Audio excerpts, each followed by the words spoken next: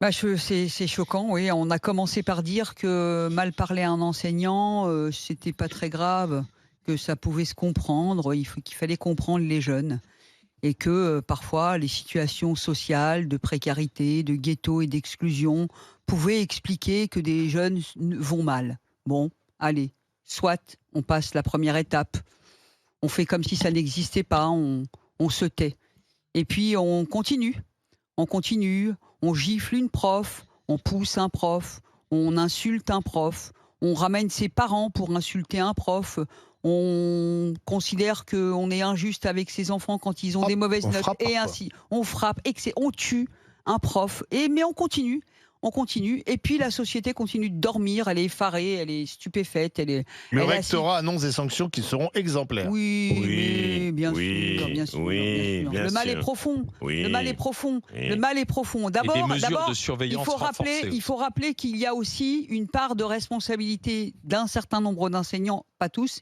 qui aussi ont mis beaucoup de choses sur le tapis et qui se sont tus et qui n'ont rien dit. Le pas de vague, c'est l'œuvre des enseignants et l'œuvre de l'État. Le pas de vague, c'est l'addition, c'est maintenant. L'addition du pas de vague, elle est maintenant.